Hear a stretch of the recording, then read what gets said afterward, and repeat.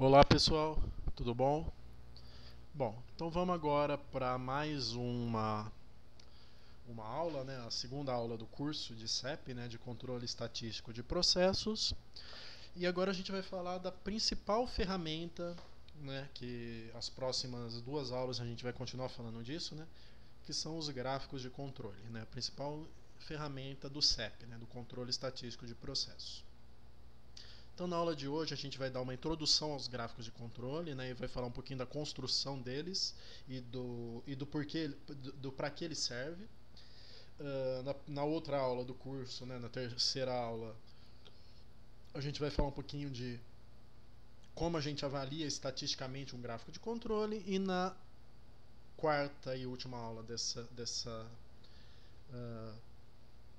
desse módulo de gráfico de controle, a gente vai falar sobre a avaliação econômica de um gráfico de controle. Bom, então o que é um gráfico de controle, né? Um gráfico de controle é um instrumento que é utilizado para monitorar, né, um processo produtivo, para a gente acompanhar esse processo produtivo e verificar se está tudo bem com ele ou não, né? Ou mais especificamente, né, usando a terminologia que a gente viu na primeira aula, é um instrumento que serve para a gente verificar se o processo está em controle ou se ele está fora de controle. Ou seja, se tem alguma causa especial atuando sobre ele, né? Então, ele é um custo da qualidade relacionado à prevenção. Então, ele é uma forma da gente prevenir defeitos antes que eles ocorram, né? Gráfico de controle não serve para fazer inspeção, né? Muita gente confunde isso. Muita gente acha que um gráfico de controle é um instrumento de inspeção, mas não é. Até porque o que a gente inspeciona, né, num gráfico de controle são amostras muito pequenas, né?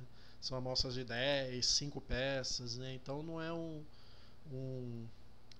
não é uma ferramenta para a gente fazer inspeção. Para ver se uma peça é defeituosa ou não. Um custo, né, é um instrumento relacionado à prevenção, né, a evitar que defeitos ocorram.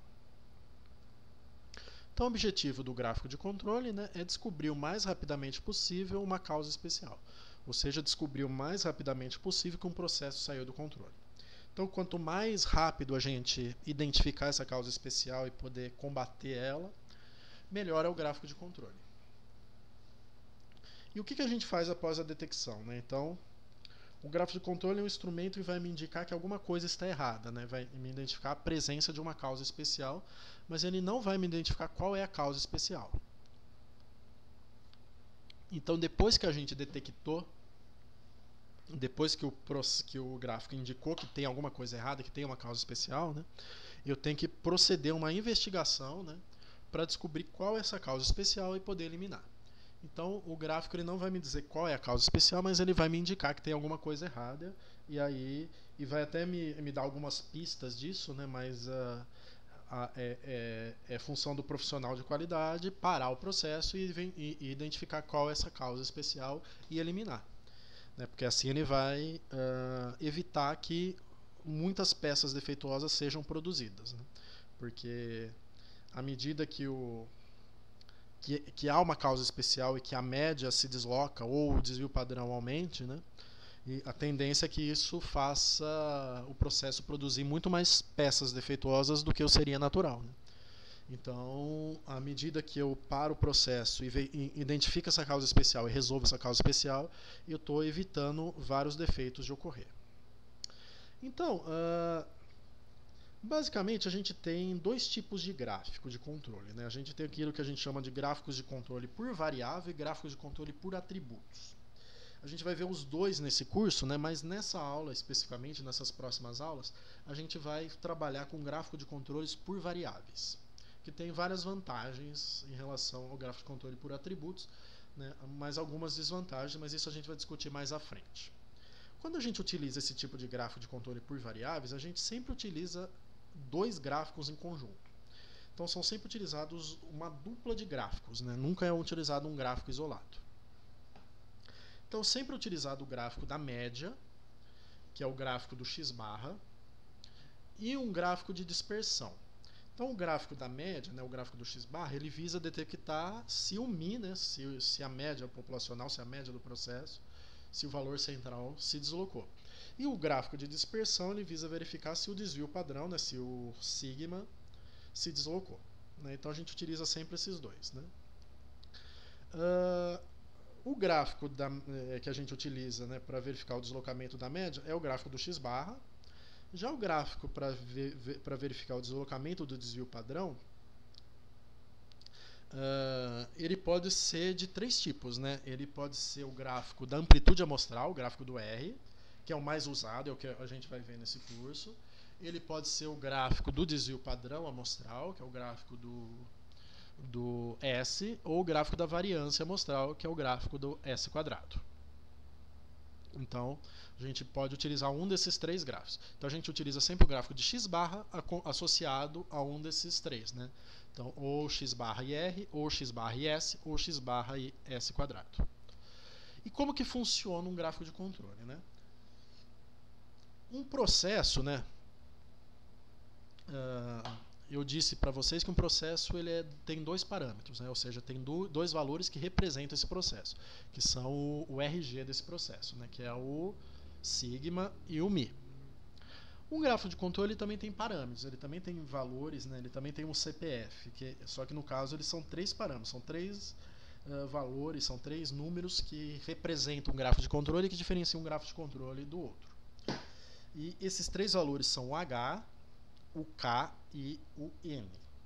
Né? Então, o que é o H? O H é o período de tempo, né? A cada período de tempo em que eu vou retirar uma determinada amostra, né, para avaliar. Então, a cada período de tempo H, eu vou retirar do processo uma amostra de N itens. Eu vou tirar N itens do processo. Então, aí a gente já tem esses dois parâmetros, o H e o N.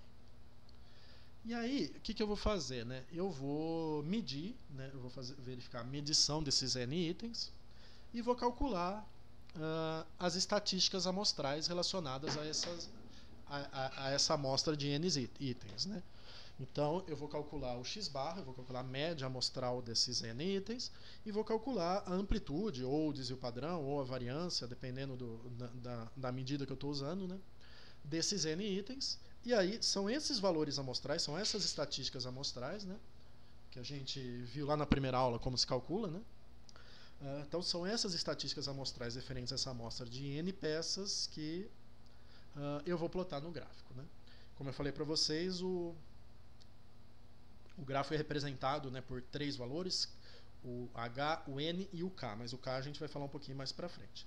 Mas essa é a função do N e do H. Né? O H é o período de tempo entre as retiradas das amostras, que eu defino, e que vai ter muita importância quando a gente falar da avaliação econômica no gráfico de controle. E o N é a quantidade, né, o tamanho dessa amostra, né, que ele vai ter bastante impacto na questão do poder do gráfico, né, do quanto esse gráfico vai conseguir, né, ser sensível a detectar determinados deslocamentos. Mas isso é assunto para uma próxima aula. Bom, um gráfico de controle tem aquilo que a gente chama de limites de controle. Né?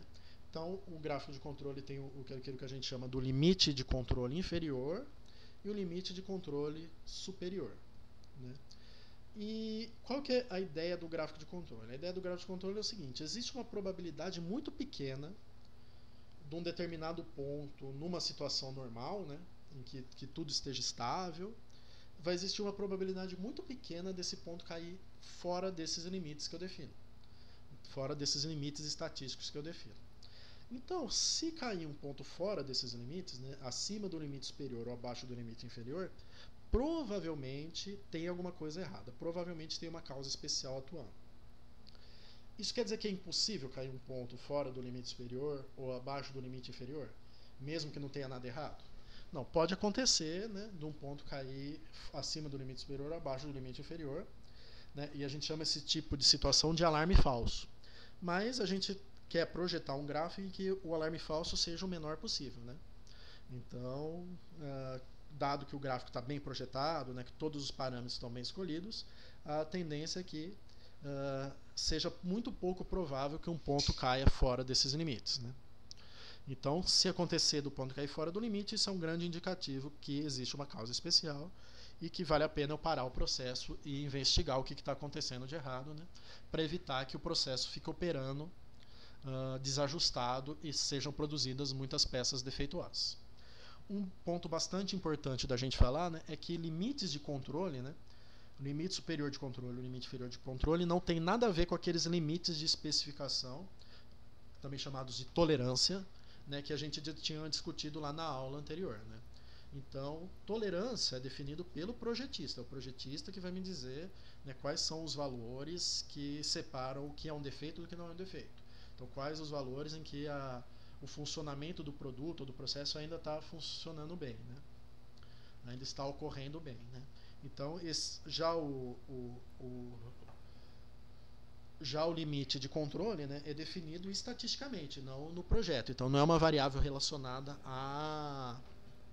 ao projeto do produto, e sim ao engenheiro de qualidade. Então, é o engenheiro de qualidade que vai, através dos parâmetros, né, definir esses limites de controle.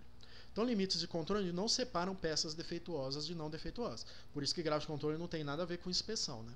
Inclusive, gráficos de controle, limites de controle não se relacionam à medida das peças, se relacionam a estatísticas amostrais.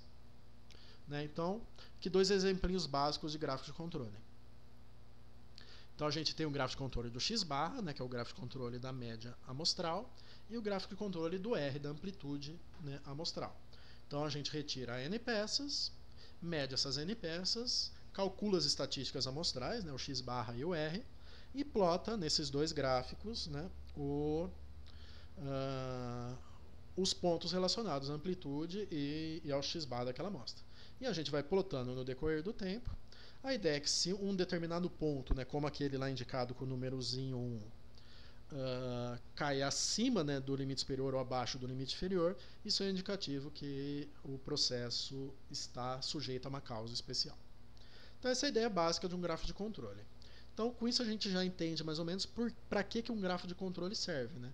Então, um grafo de controle serve para a gente identificar causas especiais. Não tem nada a ver com inspeção, não tem nada a ver com avaliar peças defeituosas ou não, né? Então, ele é um instrumento de monitoramento do processo, né? De acompanhamento do processo, para a gente entender, né, se há uma causa especial ou não há uma causa especial. Então, um exemplinho básico de gráfico de controle, né? Então, o gráfico de controle do processo de embalamento de coco, né, que a gente estava vendo lá na primeira aula, ele tem os seguintes limites, né? Então, aqui os limites já foram dados, mas depois a gente vai discutir como que a gente determina esses limites, né? Então, o limite inferior do gráfico da média é 96 e o limite superior 3. E o limite inferior do gráfico da média 104 e a amplitude 20. Aí, eu vou dar dois parâmetros desse gráfico de controle, né? Então, os pontos referentes a 15 amostras de 10 produtos retirados de hora em hora. Então, aqui no caso, o H, né, que é o meu parâmetro de tempo, do intervalo de tempo entre as amostras é 1 hora, e o N, né, que é o tamanho das amostras, é igual a 10. E aí, ele está me dando 15 amostras de 10 peças, né? Amostra 1, 2, 3, 4, 5, né? de 10 peças, e está pedindo para eu plotar naquele gráfico de controle. Né? Então, aqui a gente está simplesmente utilizando um gráfico de controle, não construindo ainda. Então, o que a gente faz? Né? Qual é a primeira coisa que deve ser feita aqui? A primeira coisa que deve ser feita aqui é a gente calcular, né, os parâmetros amostrais. Então a gente está trabalhando com x-barra e R, né, com média e desvio padrão. Então a gente vai pegar da amostra 1 e vai calcular o x-barra. Como? Somando todos os 10 valores, né? 97,32, 97,48, 103,21, soma os 10 valores e divide por 10. Embaixo a mesma coisa, soma os 10 valores, né, de A a J, divide por 10. No 3 a mesma coisa. E a amplitude a gente pega o maior, né, no caso o maior aí da primeira amostra 107,03, menos o menor, que é 97,32. Então maior menos menor vai me dar a amplitude. E eu faço isso para as 15 amostras. Então eu calculo aqui a média e a amplitude. né? Então, da amostra 1, a média 101,77, amplitude 9,71, da 2, 98,09, e amplitude 100,85. Então, eu vou calcular a média amplitude de cada uma das 15 amostras. E aí eu vou plotar no gráfico. Então, o que eu vou plotar no gráfico, isso é importante, não são esses valores individuais. O que eu vou plotar no gráfico são as estatísticas amostrais, média, o x barra, e amplitude, o R. Então, esse é o gráfico da média, né, com os limites que eu forneci, 104 e 96. Então, se eu plotar, né, os dados, eu vou ver que nenhum ponto caiu fora desses parâmetros, né? Então, pelo menos do ponto de vista da média, esse processo que tem esses valores aqui está em controle. E da amplitude a mesma coisa. Eu vou plotar aqui a amplitude, né? Eu dei aqui as amplitudes, né, eram 3 e 20, né? E nenhuma das amplitudes lá saiu fora, né, dos limites que eu dei, do 3 e 20. Então, eu chego à conclusão que esse processo está em controle. Bom, dito isso, espero que tenha ficado claro dois pontos importantes quando a gente fala de gráfico de controle. Que é para que o gráfico de controle serve e para que ele não serve, né? Então, o gráfico de controle serve para identificar causas especiais e não serve para inspeção nem nada disso. E como se utiliza um gráfico de controle, que é eu pegar amostras de tamanho n a cada h período de tempo, calcular estatísticas amostrais, né? Geralmente média amostral e amplitude, mas pode ser média amostral e desvio padrão amostral. Aí eu escolho o gráfico que eu quero trabalhar, né? E plotar no gráfico e verificar, né, se algum ponto caiu fora dos limites superior e inferior que eu estabeleci. Bom, entendido isso, a gente pode passar para a questão da construção de um gráfico de controle. Então, para a gente construir um gráfico de controle, a gente precisa basicamente de 4 etapas, né, de 4 passos para a gente construir um gráfico de controle. A primeira etapa é estabilizar um processo. Então, a gente jamais vai conseguir, né, construir um gráfico de controle se o processo não estiver estável. Então, a gente precisa garantir que o processo esteja estável por um período de tempo, né, para eu poder construir um gráfico de controle. Então, o gráfico de controle é uma ferramenta para eu verificar, né, de maneira simples e barata, que o processo continue estável no decorrer do tempo. Agora, se eu não conseguir estabilizar o processo nem de início, né, nem para poder construir o gráfico, aí não adianta nada eu ter um gráfico de controle para ele. Então, o primeiro passo, né, que eu tenho que fazer é justamente esse passo de estabilizar o processo. Aí o segundo passo, né, com o processo estabilizado, eu posso determinar os parâmetros do processo, o mi e o sigma. E aí, o mi e essa etapa 2 aí a gente falou bastante na aula anterior, né? Então, o mi a gente estima usando subgrupos racionais, o mi a gente estima como sendo x barra barra, né, a média das médias dos subgrupos, e o sigma a gente usa um daqueles 4 estimadores, né, do SA, do SB, do SC e do SD, né? Então voltem lá na aula anterior, né, que isso vai estar muito claro lá. Bom, tendo mi, tendo sigma, a gente pode passar para determinar os gráficos de controle finalmente, né? O limite superior de controle, né, que a gente vai abreviar aí por L e SC, e o limite inferior de controle, que a gente vai abreviar por L e C, né? E a última etapa é validar o gráfico, né? Então, construir o limite de controle. Está pronto o gráfico? Não, a gente precisa validar, né, para ver se está realmente tudo certo, e aí sim a gente pode começar a utilizar esse gráfico efetivamente. Então vamos ver cada um desses passos, né? Então, primeiro, né, conhecendo o processo, né, que é o que a gente já falou bastante na aula passada, né, que a gente precisa conhecer muito bem o processo, e para conhecer o processo, né, a gente precisa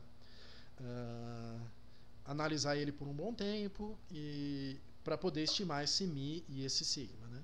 Então, só é possível se monitorar um processo que se conhece bem, né, se a gente não conhecer o processo, né, se a gente não tiver a garantia que esse processo está estável, não adianta nada a gente construir um gráfico de controle.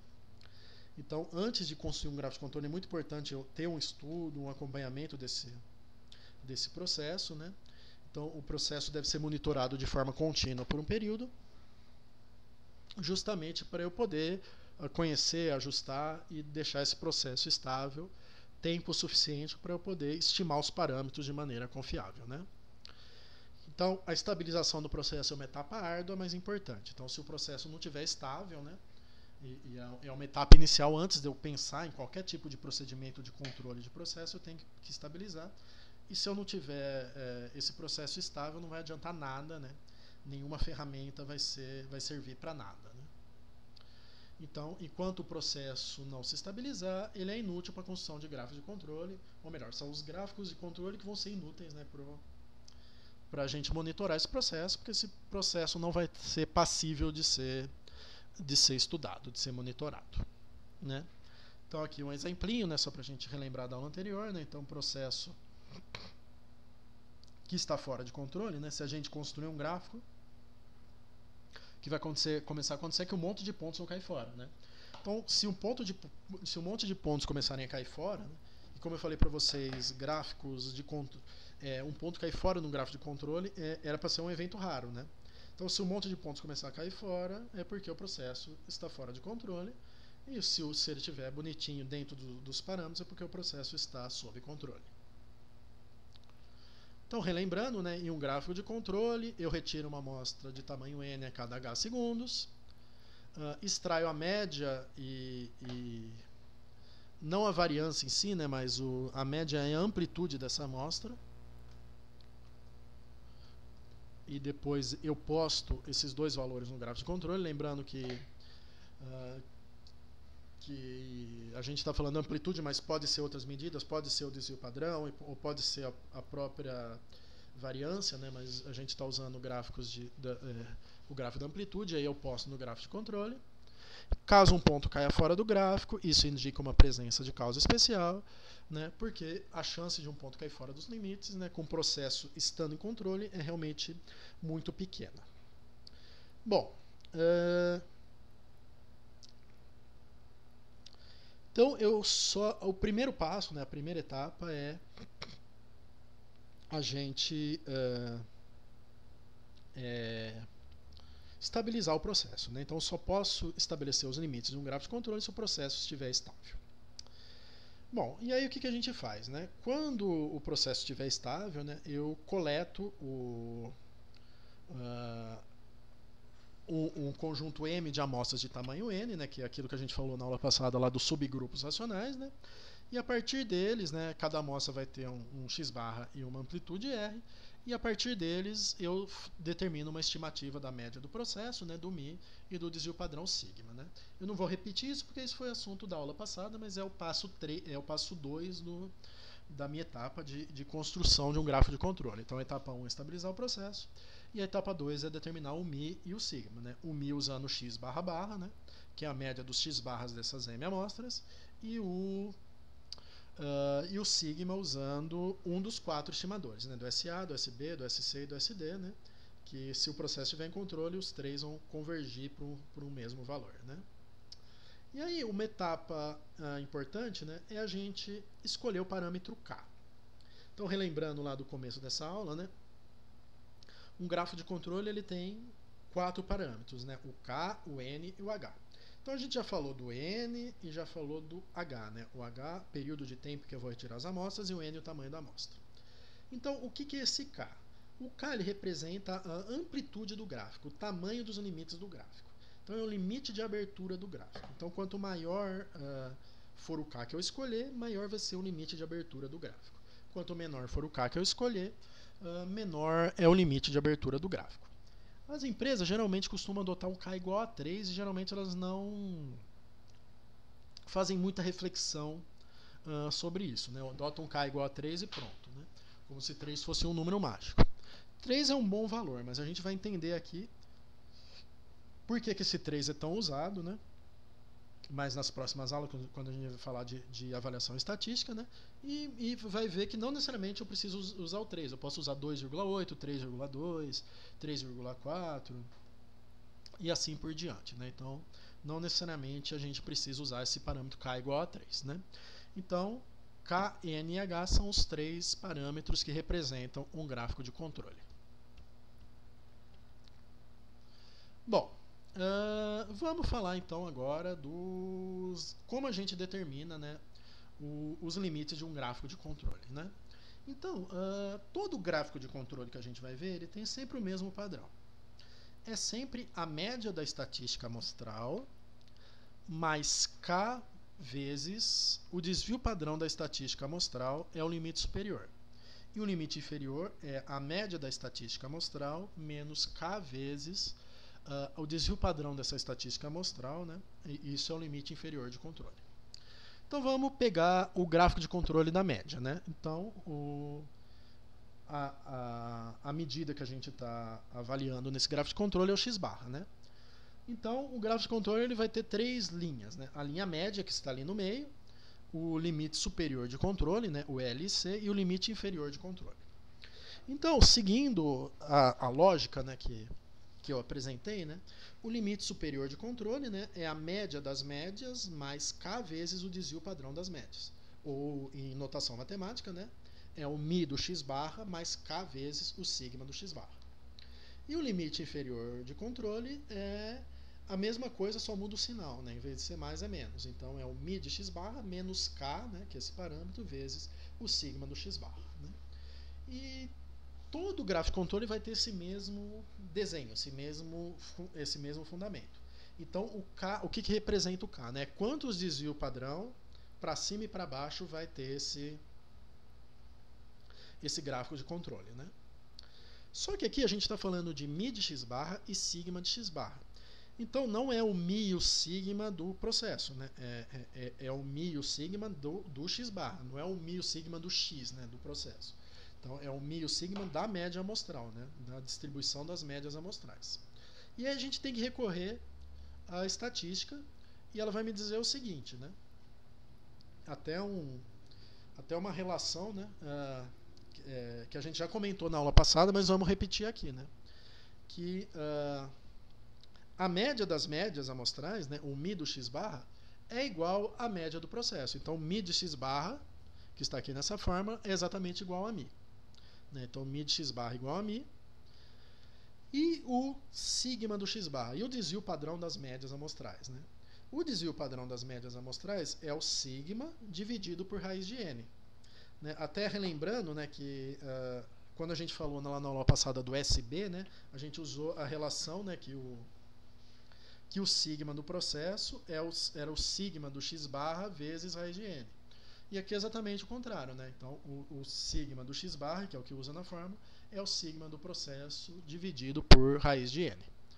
E aí a gente chega, né, lembrar que esse desvio padrão, né, que esse sigma, pode ser utilizado um dos 4 estimadores. Né?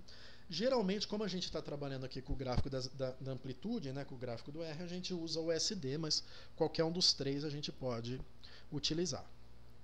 E aí a gente tem as formulinhas, né, do gráfico de controle da média. Então, a linha média é a própria média, né, o próprio μ. O limite superior é μ mais K vezes sigma sobre raiz de n. E o limite inferior é μ menos K vezes sigma sobre raiz de n. Né? Então, essas são as formulinhas básicas, né, do gráfico de controle da média. Então, o gráfico de controle da média, μ mais K vezes sigma raiz de n. E o limite inferior, μ menos K vezes sigma raiz de n. Lembrar que esse μ e esse sigma são características do processo, né? E o K e o N são valores que eu determino, eu como projetista do gráfico, né, como engenheiro de qualidade, sou eu que determino, mas é lógico que dependendo do K e do N que eu escolho, isso vai mudar, né, as características do gráfico, né, aquilo que a gente chama do poder e do alarme falso do gráfico, que é um assunto que a gente vai ver mais na próxima aula. Né? Então, por hora, sim, é interessante a gente saber essas duas fórmulas. Né?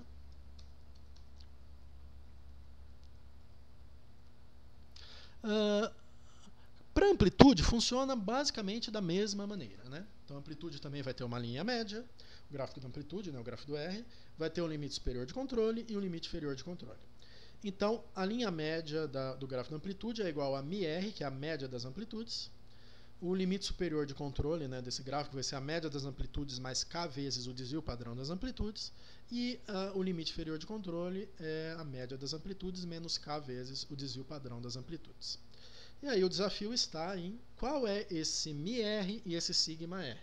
Então, quanto vale a média das amplitudes e o desvio padrão das amplitudes. De novo a gente se recorre à estatística e aí a gente vai ter que se recorrer a algumas constantes, né? Porque a média das amplitudes, né, o μr, né, a média das amplitudes de um processo vai ser igual a sigma vezes D2. Então vai ser igual ao sigma. O que é o sigma? É o desvio padrão do processo vezes a constante D2. E o desvio padrão das amplitudes, né, o sigma R, né, vai ser igual ao sigma do processo vezes o D3. Né? Então, lá na aula passada eu tinha mostrado essa tabelinha das constantes, né? E talvez vocês tenham se perguntado para que eu usava o D3, né? Então o D3 eu uso exatamente para isso. Então eu vou olhar aqui em função do n, né, do tamanho da minha amostra, e a partir disso eu consigo estimar, né, o valor a partir do μ e do sigma do processo, eu consigo estimar o valor do μr, né, da média das amplitudes, né, que é simplesmente pegar o sigma do processo vezes a constante D2, né, dependendo do n, e o μr, né, e o sigma r, e o desvio padrão dessas amplitudes, que é simplesmente pegar o sigma do processo e multiplicar pelo D3, né, que também depende de n. E aí a gente chega e fecha aqui nas fórmulas, que é a linha média, então, vai ser sigma vezes D2, né? O limite superior vai ser sigma vezes D2 mais k vezes sigma vezes D3, e o limite inferior vai ser sigma vezes D2 menos k vezes sigma vezes D3. Lembrar que, assim como o gráfico da média, né, aqui esses limites de controle estão dependendo tanto do k quanto do n. Né? Só que, apesar do n não estar aparecendo aqui na fórmula, o D2 e o D3, que eu acho na tabela, eu procuro em função do n. Né? Então, sigma... e outro comentário interessante, né, é que aqui não está aparecendo o μ na fórmula. Né? Então, lá na fórmula do gráfico de controle do x barra, né, tanto o μ quanto o sigma aparecem na fórmula. Aqui só está aparecendo o sigma. Né? Então, sigma vezes D2 mais k vezes sigma vezes D3 no limite superior. Sigma vezes D2 menos k vezes sigma vezes D3 é o limite inferior de controle.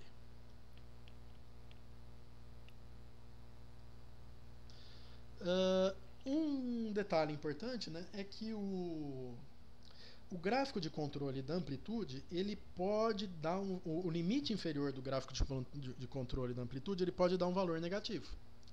Né? Então, e isso acontece até muito frequentemente. Né? Muito frequentemente o valor do limite inferior do gráfico de controle da amplitude vai ser negativo. A questão é o seguinte, não existe teoricamente, não faz sentido eu ter amplitudes negativas. Então, amplitudes negativas não existem. Então, quando isso acontece, né, quando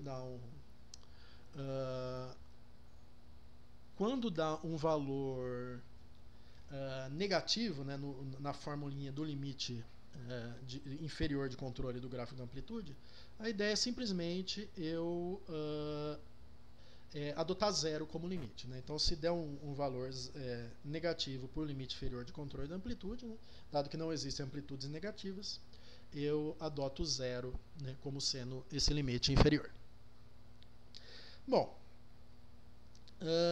construído o gráfico, né, a gente vai chegar na última etapa, que é a etapa de validação desse gráfico.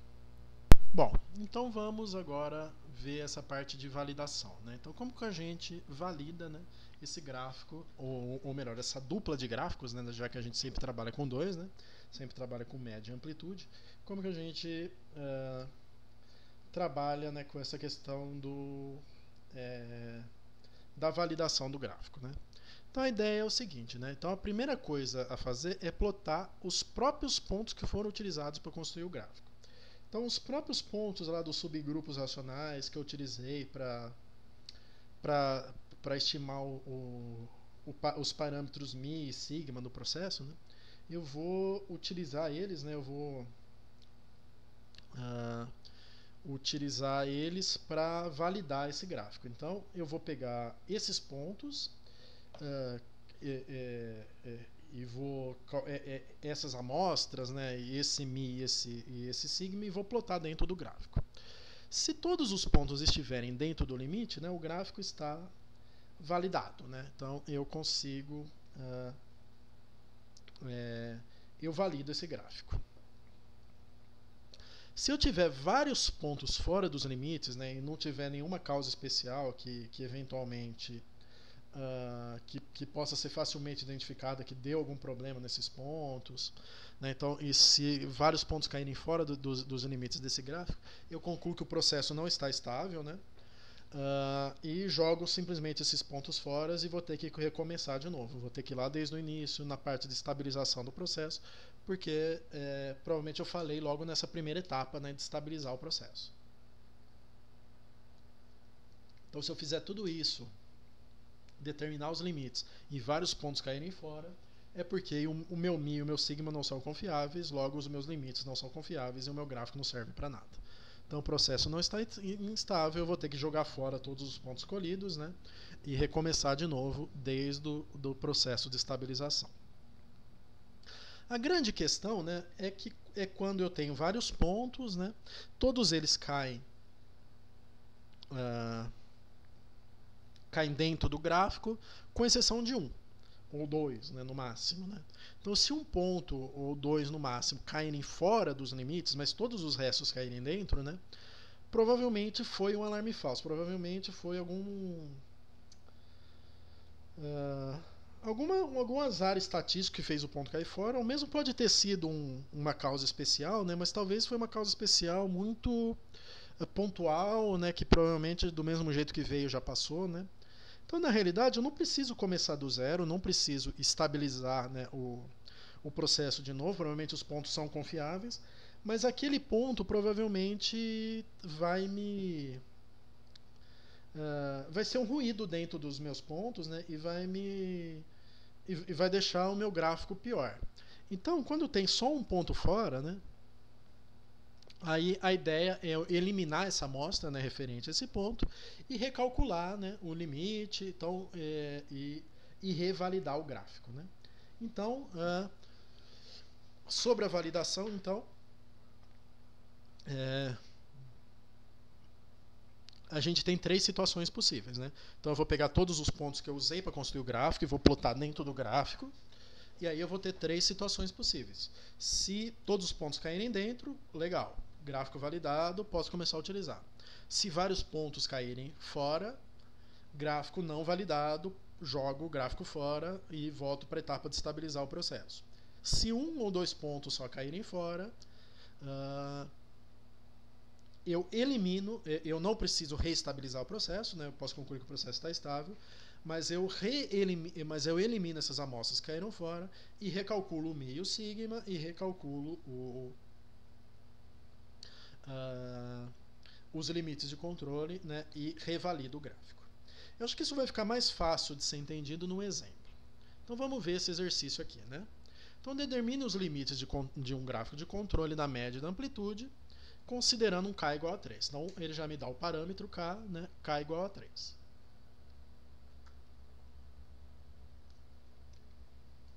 Então, ele vai me dar esses dados aqui, né? Então eu tenho 4 subgrupos de tamanho 4, né? Com esses valores aqui. Então, quais são as etapas da construção de um gráfico de controle, né? Então, estabilização, né? No caso de um exercício, né? Na prática eu tenho que fazer estabilização, mas no caso de um exercício, a gente vai supor que o processo está estável, né? Que houve esse processo de estabilização primeiro, né?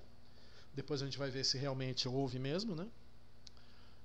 Então, a segunda etapa da construção de um gráfico de controle é determinar o mi e o sigma, né? Determinar os parâmetros do processo. Então, vamos lá determinar o mi e o sigma, né?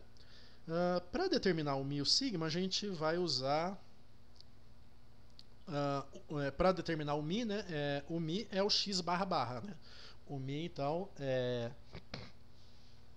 a gente calcula a média, né, de cada um dos subgrupos, né? Então a média do primeiro é 102, a média do segundo é 101,25, a média do terceiro 28,25 e a média do quarto 100,75. Se eu fizer a média desses quatro valores, né, eu vou ter o x barra barra, então eu vou ter um Mi de 100,56. Já a amplitude, né, eu tenho a amplitude de cada um dos subgrupos, né, então do subgrupo 1 a amplitude é 2, do subgrupo 2 é 3, do subgrupo 3 é 4 e do grupo 4 sub 2 é 2. E aí eu vou determinar o sigma, né, o desvio padrão do processo, usando aquele estimador USD, né, que é o mais fácil. Então o USD, né, é o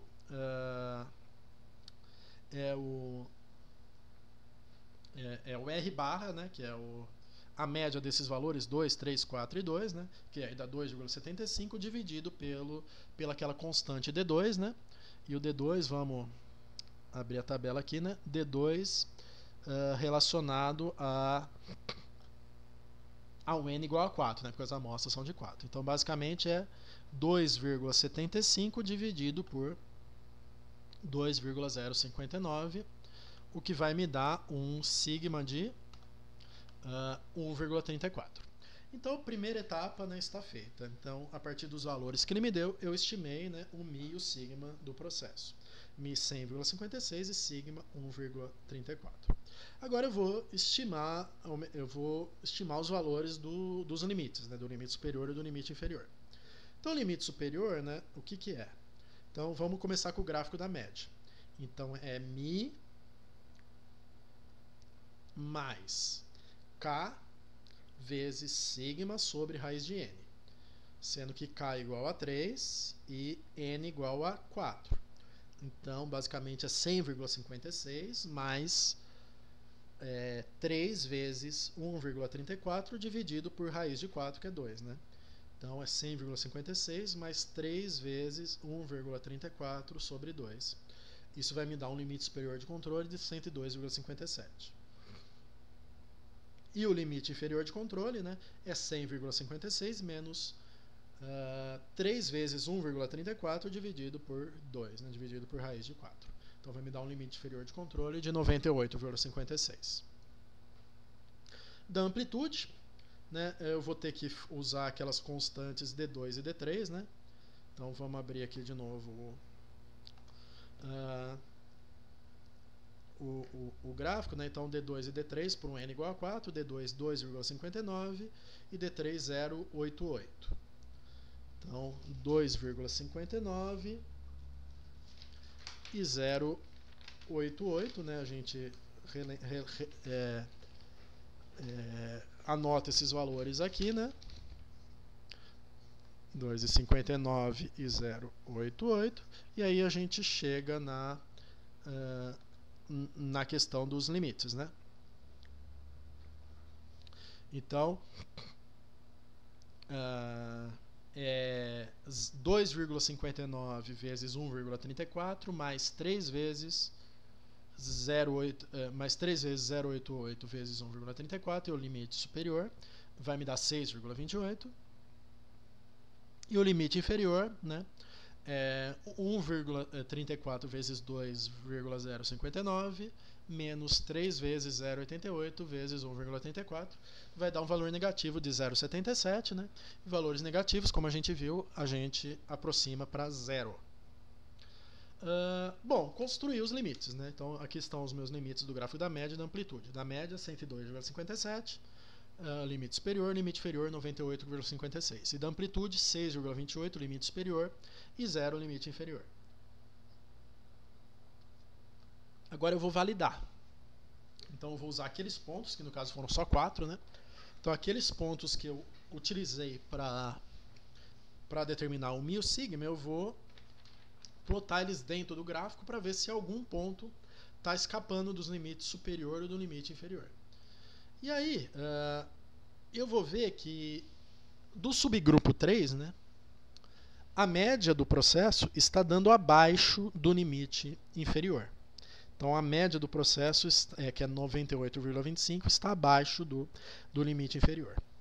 Então, já que um ponto só caiu fora, né, não foi todos, né, eu posso considerar, né, que esse processo é estável e que essa amostra 3 estava comprometida e eu posso simplesmente retirar essa amostra. Né? Então, eu elimino e lembrar o seguinte, eu elimino a amostra toda, eu elimino eu elimino o valor A, o valor B, o valor C, o valor B, e eu elimino tanto a média quanto a amplitude, eu não elimino só a média, né? E aí eu vou ter essa outra tabelinha, né, só com os subgrupos 1, 2 e 4, o subgrupo 3 eu simplesmente eliminei. E aí, o que eu vou fazer? Eu vou fazer tudo de novo. Então aqui eu tenho a média de cada um, e agora eu vou fazer o x barra barra, ou seja, eu vou fazer a média das médias, agora vai dar 101,83, e não mais 100,56. E a amplitude também, a média das três amplitudes vai dar 2,33 e não mais 2,75. Aí usando as formulinhas, né, o μ então vai ser 101,83, e o sigma vai ser 2,83 dividido por... um detalhe importante, né? Dividido por 2,059. Mas não tinham 4 amostras, eu subtraí uma e fiquei só com 3, né?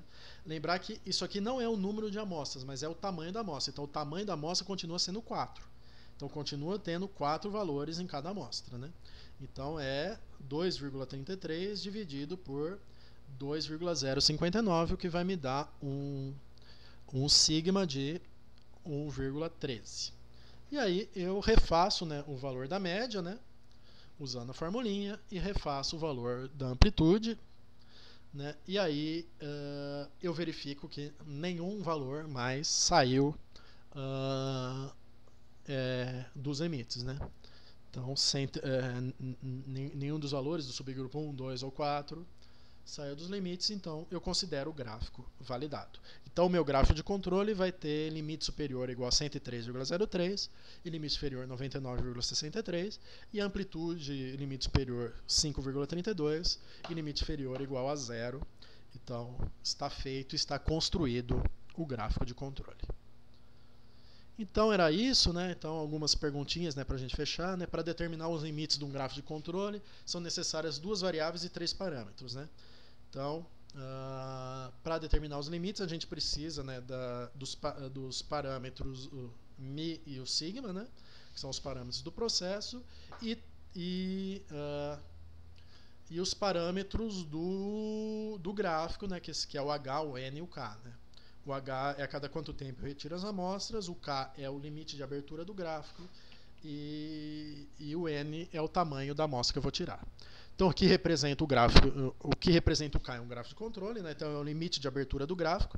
Então é quantos desvio padrão para cima e para baixo vai ser o tamanho do gráfico, né? Lembrar que esse desvio padrão é relativo à estatística que eu estou monitorando, né? Então é o desvio padrão do x barra ou o desvio padrão do R. Como se estabelece os gráficos de controle do gráfico da média, né? Então a gente já discutiu a fórmula, né? Então é μ mais K vezes sigma raiz de N, μ menos K vezes sigma raiz de N. Como estabelece os limites de controle do gráfico da amplitude, então é sigma D2 mais K sigma D3 e sigma D2 menos K sigma D3.